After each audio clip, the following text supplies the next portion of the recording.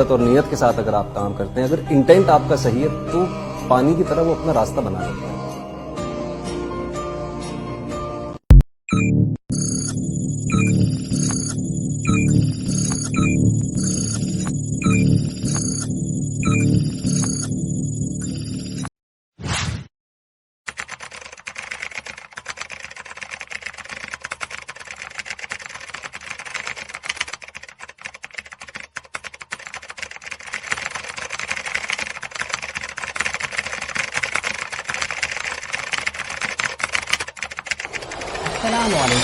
Welcome to the platform of mission MBBS वाला।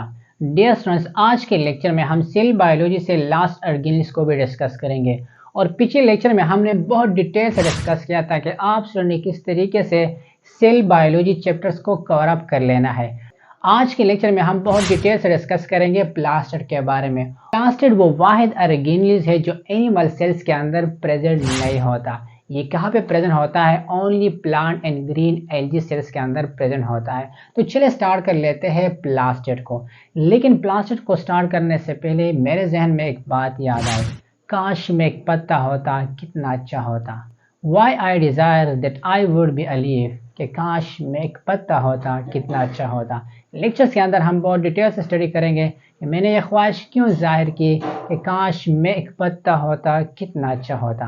तो चलिए स्टार्ट कर लेते हैं। सबसे पहले प्लास्टिड की डिफिनेशन है क्या चीज़, मीन्स क्लोरोप्लास्ट। फिर इसके अंदर हमारे पास जो फर्दर टाइप्स है, ल्यूकोप्लास्ट, क्लोरोप्लास्ट, क्रोमोप्लास्ट। फिर ल्यूकोप्लास्ट जो फर्दर डिवाइड हुआ है एमाइलोप्लास्ट, प्रोटीनोप्लास्ट, इलियोप्लास्ट। वो डिटेल से हम एक एक चीज़ को अंडरस्टैंड करेंगे लेक्चर्स के अंदर। और लास्ट में हम क्लोरोप्लास्ट को बहुत डिटेल से डिस्कस करेंगे, जो कि MCQs पॉइंट ऑफ व्यू से बहुत ज़्यादा इंपॉर्टेंट है। और अगर आपने पूरा कमांड हासिल कर लेना है ऑन बायो एनर्जेटिक चैप्टर्स पे, तो ये टॉपिक अंडरस्टैंड करना पहले हमने प्लास्टिड को अंडरस्टैंड कर लेना है कि प्लास्टिड का डिफिनेशंस क्या है। जिस तरह यहाँ पे मेरा डायग्राम्स के अंदर शो किया हुआ है, ये हमारे पास क्या है, एक double membrane bonded organelle which are only present in eukaryote sales.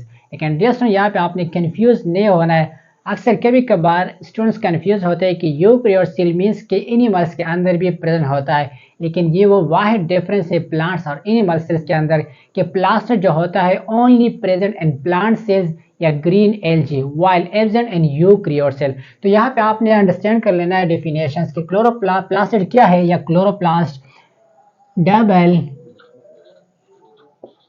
Membrane bonded organelle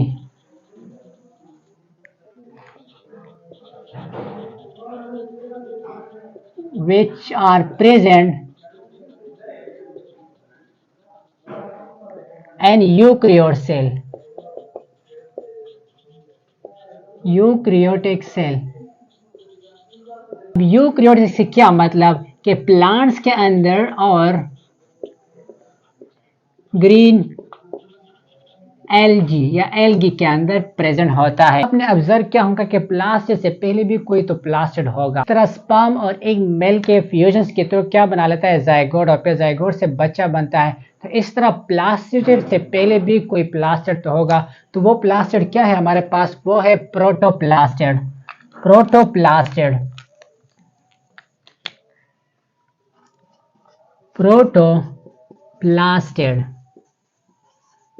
अब प्रोटोप्लास्टिड्स का क्या मतलब, ये यंग एमेच्योर। प्रोटोप्लास्ट क्या है, young amateur and less develop plastid. अब यहाँ पे सबसे पहले हम प्लास्टिड को थोड़ा बहुत एक्सप्लेन कर लेते हैं कि प्लास्टिड्स के अंदर फर्दर हमारे पास जो टाइप्स है वो कौन से है। याद रखें हमारे पास जो फर्दर टाइप है प्लास्टिड्स के अंदर वो कौन से है, प्लास्टिड यानी जो स्टोरेज पेगमेंट है, स्टोरेज पेगमेंट। तो कौन से है storage pigment? Number 1 chloroplast, chloroplast. Second number पे क्या है, ल्यूकोप्लास्ट। और थर्ड पे कौन सा है, क्रोमोप्लास्ट, क्रोमोप्लास्ट। अब क्लोरोप्लास्ट, ये जो आपको प्लांट में जितना भी ग्रीन पार्ट आपको नजर आ रहा है ये क्या है, क्लोरोप्लास्ट। यानी ये green part of plant, green part of plant. Simply आप ये भी कह सकते जो फोटोसिंथेसिस फिनोमेना होता है, फोटोसिंथेसिस ये कहाँ पे होता है? क्लोरोप्लास्ट के अंदर। इसके अलावा जो ल्यूकोप्लास्ट है प्लास्टिड के अंदर, ये क्या है? Colourless part, colourless. For example अगर हम बात करें स्टेम की या रूट की, स्टेम या रूट, और इसका फंक्शंस क्या है? ये स्टोर कर लेता है न्यूट्रिएंट को। लेकिन अगर हम क्रोमोप्लास्ट की बात करें तो क्रोमोप्लास्ट क्या है? Other than green, other than green.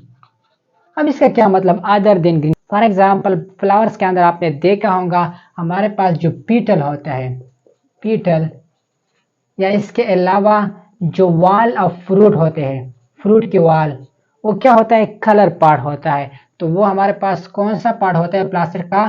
Chloroplast. For example अगर हम बात करें जो पिगमेंटेड पार्ट होता है लाइक केराटिनोइड, केराटिनोइड या ज़ेनथोफिल, ज़ेनथो,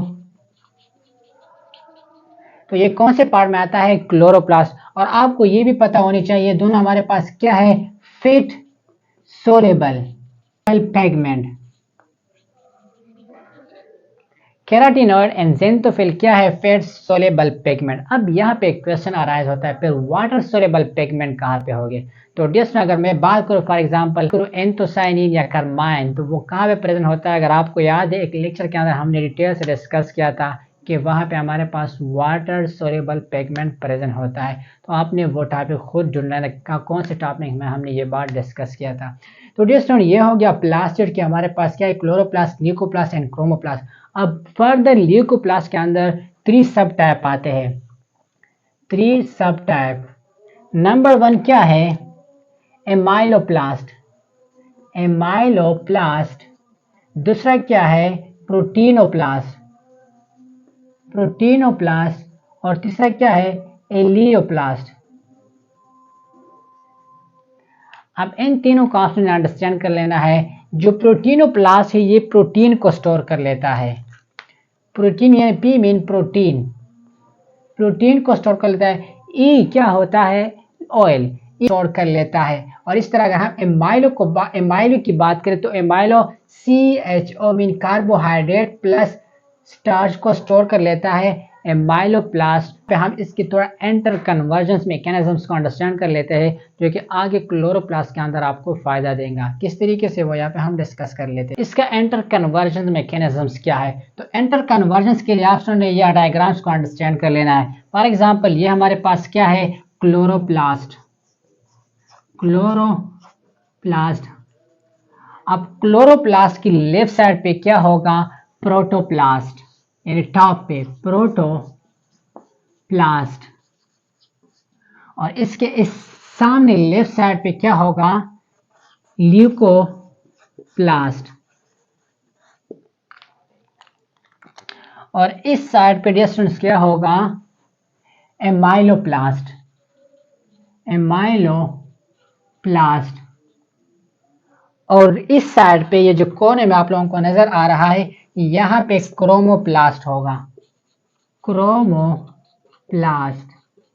अब इसका क्या मतलब कि इस साइड पे प्रोटोप्लास्ट हो गया, इस साइड पे ल्यूकोप्लास्ट, इस कोने में एमाइलोप्लास्ट और इस कोने में क्रोमोप्लास्ट। इसके हम एंटर कन्वर्जेंस को समझते हैं। फॉर एग्जांपल ये हमारे पास क्या है? एक क्लोरोप्लास्ट का स्ट्रक्चर है।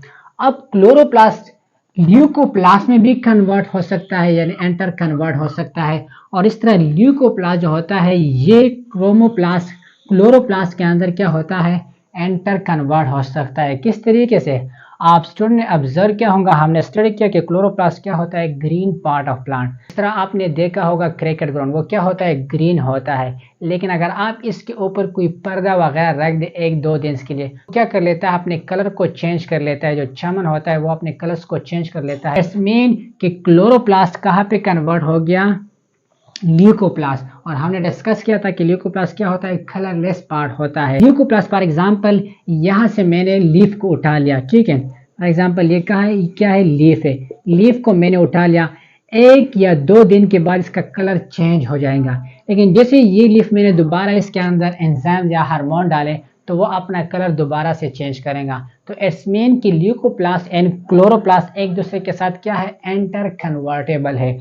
अब दूसरा पॉइंट क्या है कि प्रोटोप्लास्ट से तो क्लोरोप्लास्ट बन गया, प्रोटोप्लास्ट से, जिस तरह हमने लेक्चर के स्टार्ट में डिस्कस किया, लेकिन क्लोरोप्लास्ट से प्लास्टिड बनना पॉसिबल नहीं है। ये आप लोगों ने याद कर लेना है। इस तरह यहाँ पे जिस तरह मैंने लिखा है एमाइलोप्लास्ट, प्रोटोप्लास्ट से तो एमाइलोप्लास्ट बन सकता है, प्रोटोप्लास्ट से तो एमाइलोप्लास्ट बन सकता है, लेकिन एमाइलोप्लास्ट से प्रोटोप्लास्ट बनना इम्पॉसिबल है। और इसका रीजन ये है कि प्रोटोप्लास्ट हमारे पास क्या था, इस तरह हमने डिस्कस किया कि young immature and less plastid क्या है, प्लास्टिड है। अच्छा, अब ये जो क्लोरोप्लास्ट है ये तो क्रोमोप्लास्ट में कन्वर्ट हो सकता है, लेकिन chromoplast never convert N chloroplast. इसका रीजन क्या है, जिस तरह हमने डिस्कस किया कि क्रोमोप्लास्ट हमारे पास क्या है other than green plant like petal.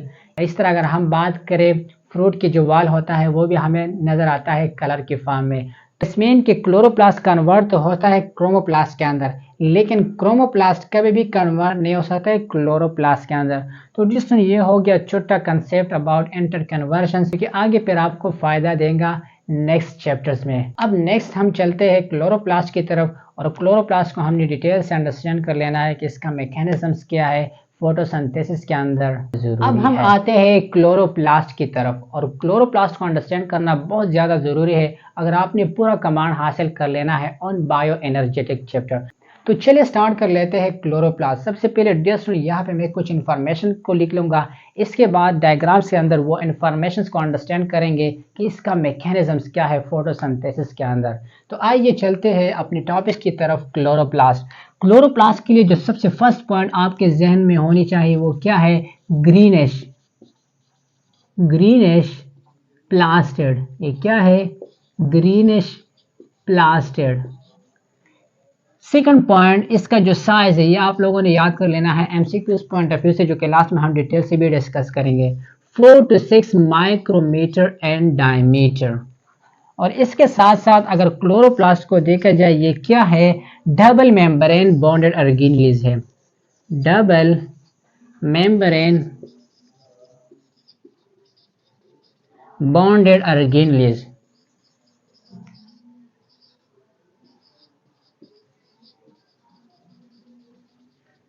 which are only present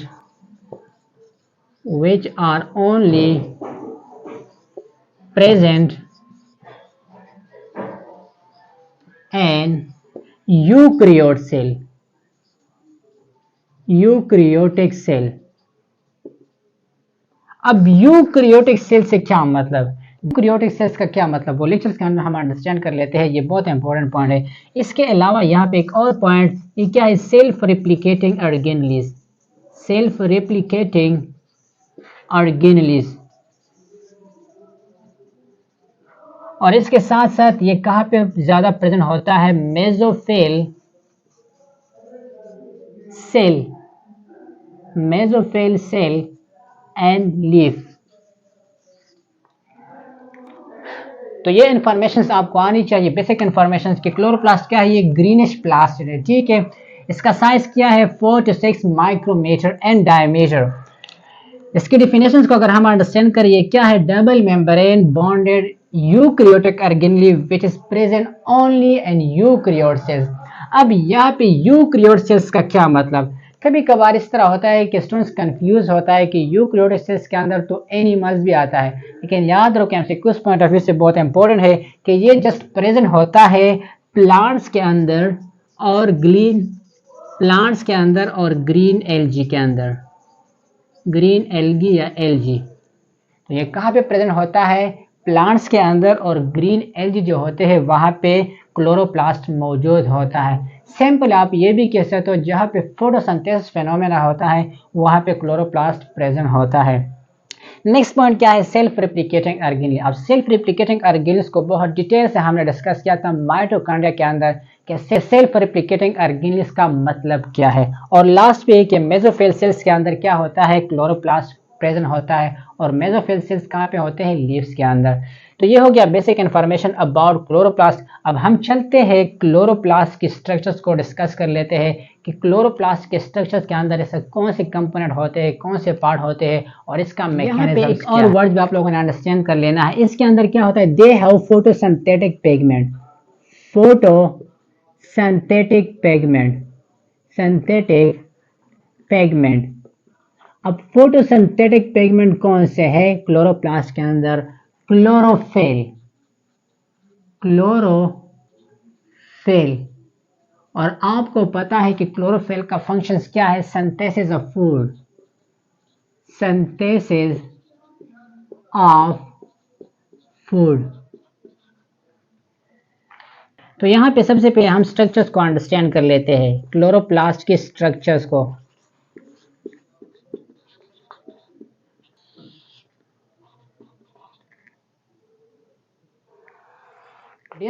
structures को हमने अंडरस्टैंड कर लेना है इस डायग्राम के अंदर कि क्लोरोप्लास्ट का स्ट्रक्चर किस तरह होता है। देख ले जस्ट लाइक अ हार्ट, लेकिन ये क्या है, अपोजिट है, उल्टा फॉर्म में है। तो आपने अंडरस्टैंड कर लेना है कि क्लोरोप्लास्ट का जो एक्चुअल स्ट्रक्चर है या शेप है, जस्ट लाइक अ हार्ट। यानी ये अगर आप लोग देख ले जस्ट लाइक अ हार्ट, आप इसको उल्टा कर ले तो आप लोगों को इस तरह नजर आएगा। के अंदर एक एक चीज को हमने अंडरस्टैंड कर लेना है कि क्लोरोप्लास्ट के अंदर स्ट्रक्चर्स के अंदर क्या क्या चीजें प्रेजेंट होते हैं। देख ले सबसे पहले हम यहाँ पे मैंने जो ड्रा किया हुआ है आउटर मेम्ब्रेन। क्लोरोप्लास्ट का जो आउटर लेयर होता है वो क्या होता है, आउटर मेम्ब्रेन। इसके बाद एक और मेम्ब्रेन आता है, उसको हम क्या कहेंगे, इनर मेम्ब्रेन। यहाँ पे मैंने इसके साथ साथ लिखा है कि ये परमिएबल होता है और ये लेस परमिएबल होता है। अब परमिएबल क्या है और लेस परमिएबल वो स्ट्रक्चर्स के अंदर फिर हम समझेंगे। फिर इनर मेम्ब्रेन के बाद यहाँ क्लोरोप्लास्ट के अंदर जो कि रेड कलर से मैंने शो किया है, आपको क्या नजर आ रहा है, एक स्पेस नजर आ रहा है। इस स्पेस को हम क्या कहेंगे, स्ट्रोमा ऑफ क्लोरोप्लास्ट। फिर स्ट्रोमा ऑफ क्लोरोप्लास्ट के बाद क्या आता है, ये जो रिंग लाइक स्ट्रक्चर है, ये क्या है, थाइलाकॉइड। और थाइलाकॉइड मिलकर क्या बना लेता है, ग्रेनम बना लेता है। सिंगुलर को हम क्या कहेंगे, ग्रेनम। लेकिन अगर इस तरह प्लूरल के फॉर्म में आ जाए 1 2 3 4 तो फिर क्या बनता है, ग्रेना ऑफ क्लोरोप्लास्ट। अब एक एक चीज को हमने यहाँ पे डिटेल्स अंडरस्टैंड कर लेना है और फिर मैकेनिज्म्स के अंदर समझेंगे कि ग्रेनम क्या है, थाइलाकॉइड क्या है, इस तरह स्ट्रोमा के फंक्शंस वगैरह क्या है, वो डिटेल्स से हम मैकेनिज्म्स के अंदर समझेंगे। लेकिन सबसे पहले आपको ये इन्फॉर्मेशन नोट्स कर लेना है, एमसीक्यूज पॉइंट ऑफ व्यू से बहुत ज्यादा जरूरी है। अब स्ट्रक्चर्स के अंदर सबसे पहले हमने स्टडी किया outer membrane and inner membrane. तो इसको एक वर्ड हम देते हैं एनवलप। एनवलप, तो एनवलप हमारे पास क्या है, डबल मेम्ब्रेन स्ट्रक्चर है। क्या है, double membrane structure. Double membrane structure, एक क्या है आउटर और दूसरा क्या है इनर। अब आउटर जो है वो क्या है, परमिएबल है, परमिएबल यानी ये चीजों को क्या कर लेता है, कर लेता है। लेकिन जो इनर मेम्ब्रेन है ये लेस परमिएबल है, लेस परमिएबल। अब आउटर मेम्ब्रेन और इनर मेम्ब्रेन के बाद हमने स्टडी किया था स्ट्रोमा को। तो यहाँ पे आपने लिखना है स्ट्रोमा ऑफ क्लोरोप्लास्ट, स्ट्रोमा। अब देख ले स्ट्रोमा के अंदर डिस्टोन, ये हमारे पास जो रेड कलर के फॉर्म में शो हो रहा है, इसके अंदर राइबोसोम्स भी होंगे, सर्कुलर डीएनए भी प्रेजेंट होगा और इसके साथ साथ एंजाइम्स भी होंगे। ठीक है, तो स्ट्रोमा के अंदर क्या क्या चीजें प्रेजेंट होते हैं, एक हो गया राइबोसोम, राइबोसोम। दूसरा क्या है, सर्कुलर डीएनए। इसके अलावा क्या प्रेजेंट होता है, एंजाइम। एंजाइम्स के अलावा क्या प्रेजेंट होता है, इस तरह CO2। इसके अलावा शुगर। इन शॉर्ट यहाँ पे फोटोफॉस्फोराइलेशन मैकेनिज्म होता है, फोटोफॉस्फोराइलेशन मैकेनिज्म्स के अंदर हम समझेंगे कि स्ट्रोमा के अंदर ये किस तरह मैकेनिज्म्स परफॉर्म होता है। थर्ड कंपोनेंट हमारे पास क्या है डियर स्टूडेंट, वो है थाइलाकॉइड। थर्ड पॉइंट क्या है, थाइलाकॉइड। अब थाइलाकॉइड को सबसे पहले आप ने अंडरस्टैंड कर लेना है कि जो हमारे पास ये सिंगुलर, हमारे पास जो सिंगल सर्कुलर कॉइन होता है इसको हम क्या कहेंगे, थाइलाकॉइड्स। थाइलाकॉइड का क्या मतलब, stroma contain large number of organized sac like structure is called thylakoid. ठीक है, ये जो आप लोगों को नजर आ रहा है आप लोगों ने याद कर लेना है कि ये जो थाइलाकॉइड हमारे पास है, सिंगल को हम क्या कहेंगे, थाइलाकॉइड, लेकिन ये जब इस तरह कंबाइन हो जाए, ठीक है, एक के ऊपर दूसरा पैर, तीसरा पैर, चौथा, तो ये हमारे पास क्या बना लेता है, ग्रेनम। अब सिंगल को हमने क्या कहा, थाइलाकॉइड्स। और याद रहे कि हमारे पास पर सेल कितने थाइलाकॉइड प्रेजेंट होते हैं, 40 to 60। और अगर हम ग्रेनम्स की बात करें तो पर सेल कितने प्रेजेंट होते हैं, आपने याद कर लेना है थाइलाकॉइड्स के लिए कि सिंगल स्टेज सिक लाइक स्ट्रक्चर हमारे पास क्या है, थाइलाकॉइड, और ये थाइलाकॉइड कंबाइन होके क्या बना लेता है, ग्रेनम बना लेता है, ग्रेनम। सिंगुलर को हम ग्रेनम कहेंगे और प्लूरल को ग्रेना कहेंगे। थाइलाकॉइड पर ग्रेनम कितना होता है, 40 to 60 पर सेल। लेकिन इसके बाद एक इंपॉर्टेंट बात आपने याद कर लेना है, जो क्लोरोफिल है वो कहाँ पे प्रेजेंट होते हैं, थाइलाकॉइड के ऊपर। क्लोरोफिल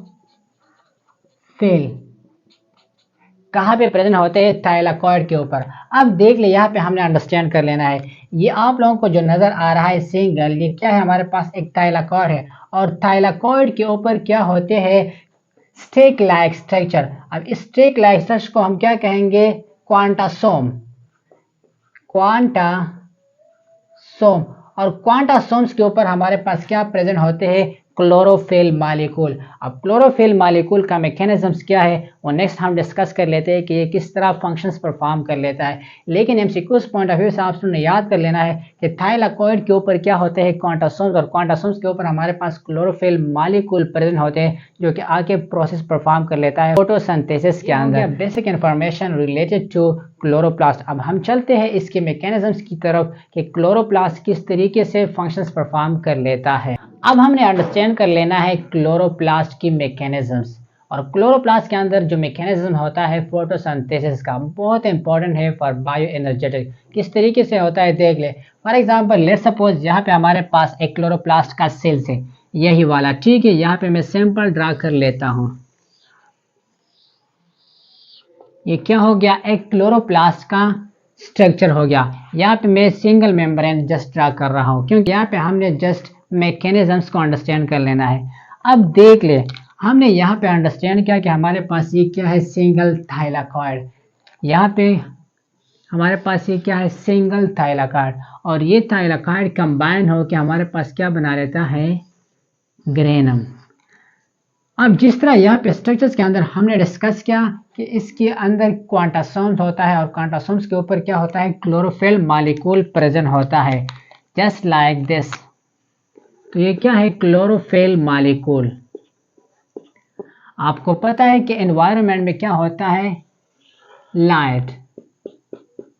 अब ये लाइट क्या होगा, इसके ऊपर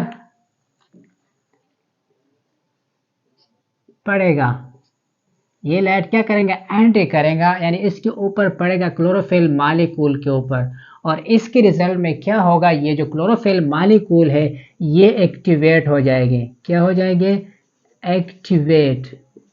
और एक्टिवेट के रिजल्ट में ये इलेक्ट्रॉन को क्या करेगा, प्रोड्यूस करेगा। अब ये इलेक्ट्रॉन फर्दर हमारे पास ATP प्लस NADH के साथ कंबाइन होके क्या बना लेता है। आपको पता है कि स्ट्रोमा के अंदर हमारे पास क्या प्रेजेंट होता है, वाटर, और ये वाटर के साथ कंबाइन होके, यानी ये ATP क्या करेंगे, इस वाटर को स्प्लिट अप करेगा 2H+O2 में। अब इसका फायदा क्या हुआ, जिस तरह हमने एक मैकेनिज्म्स को डिस्कस किया कि क्लोरोफिल मॉलिक्यूल एक्टिवेट हो गए, इलेक्ट्रॉन को उसने इजेक्ट कर दिया, फिर ATP NADP बन गए, वो H2O को क्या स्प्लिट करके H2O2 में। तो डियर स्टूडेंट, यहाँ पे आपने एक कंसेप्ट को अंडरस्टैंड कर लेना है। हमने डिस्कस किया यहाँ पे जो क्लोरोफिल मालिक्यूल है ये थाइलाकॉइड के ऊपर प्रेजेंट होता है और आपको पता है कि इसको हमने क्या नाम दिया, ग्रेनम, जी मीन ग्रेनम। अब जिस तरह यहाँ पे हमने इस मैकेनिज्म्स को डिस्कस किया, देख ले ये कहाँ पे आपने परफॉर्म किया, ग्रेनम्स के अंदर। तो याद रहे कि यहाँ पे हमारे पास 2 मैकेनिज्म्स है फोटोसिंथेसिस के अंदर। एक है लाइट रिएक्शंस जो कि फोटोसिंथेसिस के चैप्टर में हम डिटेल से डिस्कस करेंगे, और दूसरा है डार्क रिएक्शंस। तो लाइट के मौजूदगी में हमारे पास जो रिएक्शंस हो गया वो ग्रेनम के अंदर हुआ। कहाँ पे हुआ, ग्रेनम के अंदर। एमसीक्यूज पॉइंट ऑफ व्यू से बहुत ज़्यादा इंपॉर्टेंट है कि लाइट का जो रिएक्शन होता है वो कहाँ पे होता है, ग्रेनम के अंदर होता है। अब दूसरा कंसेप्ट के डार्क रिएक्शन पर कहाँ पे होता है, तो आपको पता है जब हम CO2 को बाहर कर लेते हैं तो प्लांट क्या कर लेते हैं, उसको अब्जॉर्ब कर लेते हैं। अब देख ले यहाँ पे चूंकि हमारे पास हमने डिस्कस किया कि chloroplast are the only organelle which are present in plant cell not in animal cell. अब इसकी बहुत इंपॉर्टेंट फंक्शंस है, और वहाँ पे मैंने आपके साथ एक बात भी डिस्कस किया था कि काश में एक पत्ता होता कितना अच्छा होता। अब इसके मैकेनिज्म्स को देख ले कितने अच्छे तरीके से परफॉर्म कर लेता है। यहाँ पे आपको पता है कि बाहर की तरफ से हमारा जो CO2 होता है, CO2 इस तरह यहाँ से CO2 एंटर होता है क्लोरोप्लास्ट के अंदर, ठीक है, कहा क्लोरोप्लास्ट के अंदर। आपको ये भी पता है कि क्लोरोप्लास्ट के अंदर जो आपकी स्पेस नजर आता है इसको हमने क्या कहा था, स्ट्रोमा ऑफ क्लोरोप्लास्ट।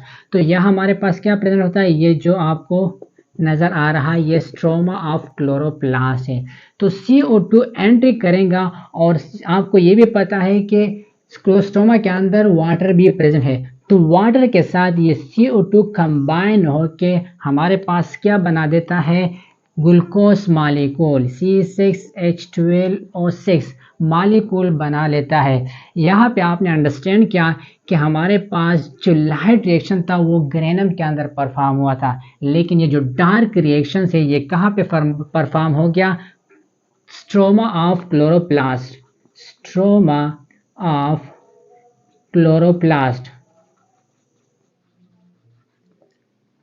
तो डियर स्टूडेंट ये बहुत इंपॉर्टेंट कंसेप्ट है, आपको ये आनी चाहिए कि हमारे पास जो लाइट रिएक्शन है वो कहाँ परफॉर्म होता है, ग्रेनम ऑफ क्लोरोप्लास्ट, लेकिन जो डार्क रिएक्शन है वो स्ट्रोमा ऑफ क्लोरोप्लास्ट। इसी वजह से हम कहते हैं कि लाइट रिएक्शंस के लिए हमारे पास किस चीज़ की ज़रूरत होता है, की ज़रूरत होती है। लेकिन यहाँ पे हमने स्ट्रोमा के अंदर डिस्कस किया कि यहाँ पे कोई लाइट की ज़रूरत नहीं था, तो इसी वजह से इसको हम कहते हैं कि ये क्या है, हमारे पास डार्क। तो ये हो गया डिस्टेंट क्लोरोप्लास्ट का मैकेनिज्म कि किस तरीके से फोटोसिंथेसिस परफॉर्म कर लेता है, और बहुत डिटेल से फोटोसिंथेसिस को हम बायो एनर्जेटिक चैप्टर्स के अंदर डिस्कस करेंगे। यहाँ पे एक और पॉइंट आपने याद कर लेना है कि ये जो CO2 मालिक्यूल है यहाँ पे हमारे पास एक एंजाइम होता है, जिस तरह हमने स्टोमा के अंदर डिस्कस किया था, आपको याद होगा वहाँ पे हमने लिखा था स्टोमा भी होता है, राइबोसोम भी होता है, एंजाइम भी होता है। इसके अलावा हमने शुगर को भी डिस्कस किया था, यानी ग्लूकोज वगैरह, ये स्टोमा के अंदर आता है। तो याद रहे कि यहाँ पे हमारे पास वो एंजाइम कौन सा है, बेस्को, रोबेस्को का फंक्शन क्या है, ये जो CO2 मालिक्यूल बनाने में हेल्प कर लेते हैं। कौन सा एंजाइम, रोबेस्को एंजाइम्स। अब हम चलते हैं लास्ट फंक्शंस की तरफ कि क्लोरोप्लास्ट का फंक्शंस क्या है, और फंक्शंस यहाँ पे मैं आप लोगों के साथ स्क्रीन पर डिस्कस कर लेता हूँ। जिस तरह हमने लेक्चर के स्टार्ट में डिस्कस किया था कि फिर क्लोरोप्लास्ट के जो सब टाइप है, ल्यूकोप्लास्ट, क्रोमोप्लास्ट, क्लोरोप्लास्ट, इनके अंदर जितना भी फंक्शंस था ये क्या है, क्लोरोप्लास्ट की फंक्शंस है। फॉर एग्जांपल यहाँ क्लोरोप्लास्ट के अंदर हमने डिस्कस किया फोटोसिंथेसिस। तो फोटोसिंथेसिस क्या है, क्लोरोप्लास्ट का एक फंक्शन है। इस तरह क्रोमोप्लास्ट क्या है, ल्यूकोप्लास्ट क्या है, कलरलेस है, वो स्टोरेज कर लेता है न्यूट्रिएंट्स को, कोई फैट्स को स्टोर करता था, कोई लिपिड को स्टोर कर लेता, कोई प्रोटीन को, कोई कार्बोहाइड्रेट को डिस्कस किया, प्लास्टिड को, फिर फर्दर इसके टाइप्स, फिर क्लोरोप्लास्ट के अंदर किस तरह मैकेनिज्म्स परफॉर्म होता है, और लास्ट में हम कुछ कंसेप्चुअल एमसीक्यूज को भी डिस्कस कर लेते हैं, वो आपके साथ स्क्रीन पे मैं शेयर करूंगा। तो आपने उसका आंसर देना